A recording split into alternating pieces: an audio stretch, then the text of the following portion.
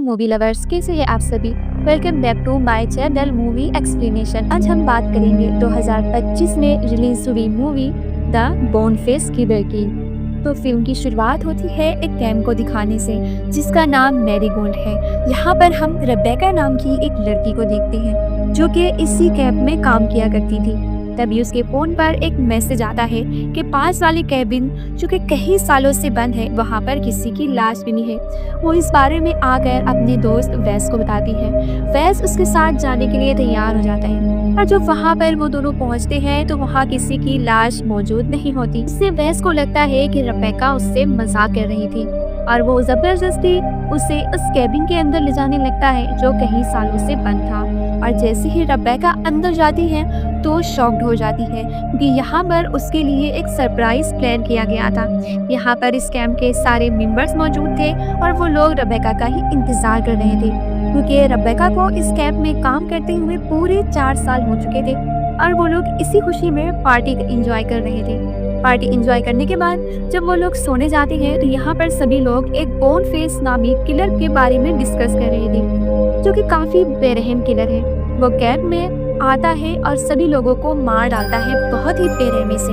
Rebecca को इन सभी की बातों से डर लगता है क्योंकि वो लोग भी तो कैंप में रह रहे थे जंगलों के बीच। खैर वो लोग सभी इसकी बातों को डिस्कस करते हुए सो जाते हैं और आधी रात को हम जंगलों में किसी को चलता हुआ देखते हैं और ये कोई और नहीं बल्कि हड्डियों का मास्क पहना हुआ वही बोनफेस किलर होता है। और वो उसी कैंप मैरीगोल्ड में घुसता है और एक एक करके बड़े ही बेरहमी से अपनी कुल्हाड़ी से सभी को मारने लगता है। अभी रेबेका की आंख खुल जाती है और वो उस बोनफेस किलर को देख लेती है और वहाँ से भागने लगती है, लेकिन वो बोनफेस किलर उसे पकड़ लेता है और बड़े ही बेरहमी से उसे मौत की नींद सुला देता है। इस वारदात के बाद यहाँ पर शेरिफ आता है और इन सभी की लाशों को देखकर हैरान रह जाता है और समझ जाता है कि ये काम भी उसी बोनफेस किलर का है जो कि आजकल काफी ज्यादा चर्चे में है। यहाँ पर इस कैंप की मालकिन भी मौजूद होती है। शेरिफ के साथ एक लेडी कांस्टेबल भी मौजूद होती है जिसका नाम डेप्यूटी है। इसके बाद मालकिन अपनी कार में बैठकर अपने घर के लिए निकल जाती है। शेरिफ और डेप्यूटी अपनी गाड़ी में बैठकर बाहर छानबीन करने लगते हैं। तभी उन्हें वहाँ पर एक पेड़ पर खून नजर आता है जिससे वो समझ जाते हैं कि वो बोनफेस किलर जरूर इसी रास्ते पर गया होगा। और जब वो लोग आगे जाते हैं तो वहाँ पर कुछ बहुत सारी गाड़ियाँ खड़ी हुई नजर आती है और वहाँ पर एक होटल भी मौजूद होती है। अंदर पहुँचने पर उन्हें वहाँ की वेट्रेस मिलती है जिसका नाम जेनी होता है। उसके साथ एक शेफ भी था और ये दोनों ही मिलकर इस होटल को चला रहे थे। यहाँ पर कुछ कस्टमर्स भी मौजूद थे जिसमें से एक लड़का स्टूडेंट था जिसका नाम वेस था, एक मरीन वर्कर था जिसका नाम डेविड था, जेसी और उसके पिता थे, और एक बूढ़ी औरत नैंडी थी जो कि काफी स्टाइलिश बनी हुई थी, और एक फोटोग्राफर लड़की लिंडा थी। और जब शेरिफ अंदर आता है तो इन सभी को शक की नजरों से देखने लगता है और सबसे पूछता है कि वो किस टाइम पर यहाँ पर आए। जेनी ने बताती है कि मैं 5 बजे से यहाँ पर काम कर रही हूँ, जिसके बाद बाकी सब अपना अपना टाइम इसे बता देते हैं। अभी जेसी लगातार डेविड को ही घूर रही थी, ऐसे जैसे वो उसे जानती हो और उसे बस पहचानने की कोशिश कर रही हो। तभी डेविड को भी गुस्सा आ जाता है और वो जेसी से पूछ ही लेता है कि तुम मुझे इस तरह क्यों घूर रही हो। इसके बाद लिंडा के पास जाता है और उसकी खींची हुई तस्वीरों को देखने लगता है जिसमें वो बोनफेस किलर को देख पाता है। वो लिंडा से पूछता है कि वो फोटो इसने कहाँ खींची, जिससे लिंडा कहती है कि वो फोटोज इस होटल के बाहर की है। और जब वो बाहर की जगह चेक करता है तो वो बिल्कुल सेम फोटो ही वाली होती है, जिससे शेरिफ का शक और भी ज्यादा बढ़ जाता है कि जरूर किलर इसी होटल के अंदर छुपा होगा। इसलिए वो अंदर आकर सभी से कहता है कि कोई भी मेरी मर्जी के बिना इस होटल से बाहर नहीं जा सकता। हमने इस होटल के सभी डोर ब्लॉक कर दिए हैं और होटल के ऊपर क्लोज का पोस्टर भी लगा देता है, यानी कि ये होटल अब बंद हो चुकी है। न यहाँ पर कोई नया कस्टमर आ सकता है और न ही कोई अंदर का बाहर जा सकता है। खैर बाहर रखे हुए डस्टबिन में शेरिफ को एक बैग मिलता है जिसके ऊपर काफी ज्यादा खून लगा हुआ था। और जब वो अंदर आकर उस बैग को चेक करता है तो उसमें एक जैकेट, एक कुल्हाड़ी और एक जूते होते हैं और बोनफेस किलर का मास्क भी होता है। और डेप्यूटी सभी को चेक करने लगती है। किसी के पास से कोई हथियार नहीं मिलता, लेकिन डेविड के जूतों में उसे एक चाकू मिलता है जिससे डेप्यूटी लेकर अपने पास रख लेती है। साथ ही शेरिफ और डेप्यूटी के इस काम से वो बाइकर्स बहुत परेशान हो रहे थे और उन्हें बहुत गुस्सा भी आ रहा था क्योंकि उन्हें कहीं जाने की जल्दी थी। तभी हम नैंडी को देखती है जो कि वॉशरूम में जाकर सिगरेट पी रही थी। तभी लिंडा वहां पर आती है और उससे कहती है कि मैं तुम्हारी हकीकत के बारे में जानती हूँ, जिससे नैंडी काफी ज्यादा परेशान हो जाती है और वो लिंडा से कहती है कि प्लीज इस बारे में बाहर किसी को कुछ भी मत बताना। यहाँ पर वो दोनों बाइकर्स बैठे आपस में बातें कर रहे थे कि हमें शेरिफ और डेप्यूटी के ऊपर हमला करके यहाँ से भाग जाना चाहिए, क्योंकि ये दोनों हमारा टाइम वेस्ट कर रहे हैं। हम लिंडा को देखते हैं कि जो लैपटॉप में उसी बोन फेस किलर का फोटो देख रही थी। तभी जेनी उसके पास आती है और उससे कहती है कि ये फोटोज मत देखो, मुझे डर लग रहा है, इसलिए तुम ये सारी तस्वीरें डिलीट कर दो। अब शेरिफ कहता है कि तुम सभी अपने जूते का नंबर मुझे चेक करवाओ, क्योंकि कातिल के जूतों का नंबर 9.5 था और वो एक एक करके सभी के जूतों के नंबर चेक करने लगता है, जिस पर वैस कहता है कि ये तो बिल्कुल फजूल आइडिया है, क्योंकि कोई भी इंसान बड़े या छोटे जूते बड़े ही आसानी से पहन सकता है। लेकिन शेरिफ इसकी बातों को इग्नोर करता है और एक एक करके सभी के जूते चेक करने लगता है, लेकिन जूते का नंबर मैच नहीं करता। तभी वो बाइकर्स ही आती है तो वो बाइकर्स अपना जूता निकालने से इनकार कर देते हैं। ये देखकर शेरिफ को भी गुस्सा आ जाता है और वो इस बड़े बाइकर्स पर अटैक कर देता है, जिससे वो बाइकर डर जाता है और इन्हें अपना जूता दे देता है, लेकिन इनके जूते का नंबर भी मैच नहीं करता। वैस ये देखता है कि ये तरीका भी काम नहीं आया तो वो खुद ही शेरिफ की मदद करने के बारे में सोचता है और वो एक पेन लेता है और जिस पर वो कुछ लिखता है, जिससे देखने के बाद शेरिफ उससे कहता है कि आप लोग अंदर ही रुको, मैं वैस के साथ जरा बाहर की ताजी हवा खा कर आता हूँ। शेरिफ जब अंदर आता है तो हम देखते हैं वैस के मुंह से झाग निकल रहा था और फिर वैस जमीन पर गिर जाता है और बड़ी ही बेरहमी से उसकी मौत हो जाती है। शेरिफ कहता है कि इसके खाने में किसी ने जहर मिला दिया था, लेकिन यहाँ पर मौजूद सभी लोग उल्टा शेरिफ पर ही शक कर रहे थे कि उसने ही वैस को जान से मार दिया, जिस पर शेरिफ को गुस्सा आता है। वो कहता है कि मैं शेरिफ हूँ, मैं भला इस आम से लड़के को क्यों मारूंगा। शेरिफ से पूछने लगते हैं कि वैस ने किसका नाम लिया, जिस पर शेरिफ कहता है कि वैस बस नाम लेने ही वाला था, तभी अचानक से ही उसकी तबीयत खराब होने लगी क्योंकि उसके खाने में जहर मिला हुआ था।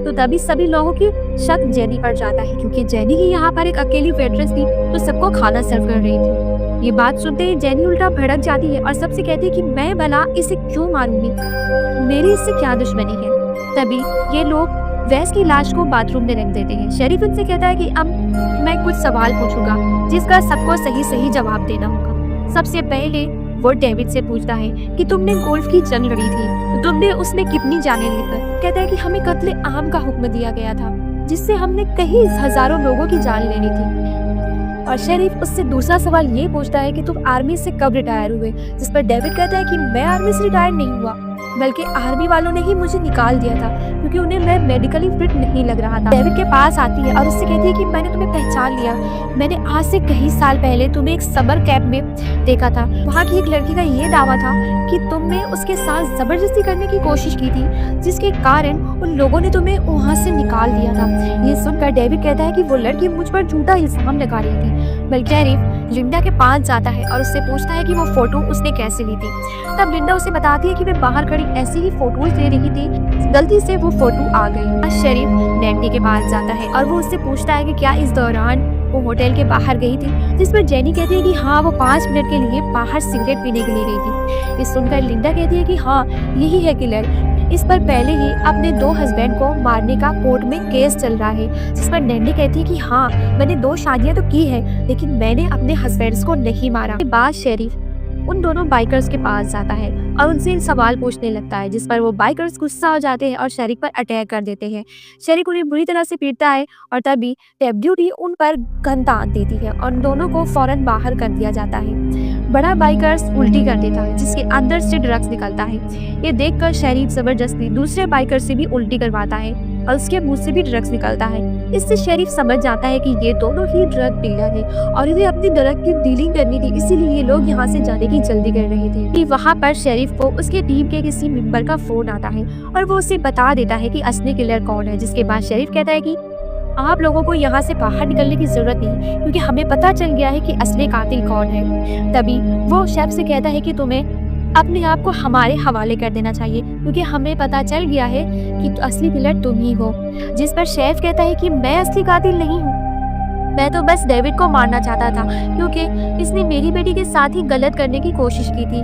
डेविड की सुनकर कहता है कि मैंने तुम्हारी बेटी के साथ गलत नहीं किया। शेफ फौरन चाकू निकाल लेती और डेविड अपनी गन उठा लेता है। डेविड शेफ को शूट कर देता है, जिसकी वजह से उसकी मौत हो जाती है। डेप्यूटी ये देखकर सिचुएशन को संभालते हुए डेविड को ही गोली मार देती है और इस तरह ये दोनों की ही मौत हो जाती है, जिससे सबको लगता है कि शेफ ही बोर्न फेस किलर होगा और उसी ने कैफ वालों से बदला लेने के लिए सबको मारा होगा, क्योंकि उन्होंने ही इसकी बेटी की बात को दबा दिया था। सभी लोग जाने लगते हैं। तभी डेप्यूटी जेनी से कहती है कि तुम्हें भी अब अपने घर जाना चाहिए। जेनी कहती है कि हाँ, लेकिन पहले मुझे वॉशरूम जाना है, और जब वो वॉशरूम में जाती है तो वापस नहीं आती है, जिससे डेप्यूटी समझ जाती है कि जेनी ही असली कातिल है। तभी वो फौरन बाहर की ओर भागती है, जहाँ पर वो देखती है कि शेरिफ डरा हुआ है और उसे मारने वाला भी कोई और नहीं बल्कि जेनी ही होगी। ये देखकर वो अपनी टीम को अलर्ट कर देती है और खुद गन लेकर जंगल में चली जाती है और उससे जेनी जंगल में मिल भी जाती है। वो गन पॉइंट पर लेकर जेनी से पूछती है कि आखिर तुमने ऐसा क्यों किया, जिस पर जेनी से बताती है कि मेरा एक जुड़वा भाई था जो कि स्पेशल चाइल्ड था, यानी कि ऐसे बच्चे जो कि जिस्मानी तौर पर पूरी तरह से कमजोर होते हैं, तो कैंप नहीं रहा करते थे। स्पेशल चाइल्ड होने की वजह से सारे बच्चे मेरे भाई को बहुत परेशान करते थे। वो उसके बेड पर टॉयलेट कर लिया करते थे। फिर एक दिन वो इसे जंगल में लेकर गए और उसे एक पेड़ से बांधकर लटका दिया, वहीं पर छोड़ दिया, जिसकी वजह से दम घुटने से उसकी मौत हो गई। वो मासूम बच्चा माना गया, तब वो सिर्फ 3 साल का था। और जब ये बात कैंप के मालकिनों को पता चली तो इन्होंने कोई एक्शन नहीं लिया, जिसकी वजह से मेरे भाई को इंसाफ नहीं मिला। मेरे अंदर गुस्से की आग भड़क उठी, इसलिए मैंने बदला लेने का सोचा और उन सभी बच्चों को बेरहमी से मार दिया जिसने मेरे भाई को मारा था। अब मैं हर कैंप में जाती हूँ, जहाँ पर भी बुरा होता है मैं उन लोगों को जान से मार देती हूँ। शेफ की बेटी के साथ कैंप वालों ने गलत करने की कोशिश की और जब मालकिनों को ये बात पता चली तो उन्होंने कोई एक्शन नहीं लिया। इसलिए मैंने ही शेफ को उकसाया, डेविड को मारने के लिए चाकू दिया और डेविड के टेबल पर गन रख दी ताकि ये दोनों एक दूसरे को मार डाले और कत्ल का इंजाम भी इन दोनों के ऊपर ही लगे। और हुआ भी ऐसा ही जैसे मैंने चाहा था।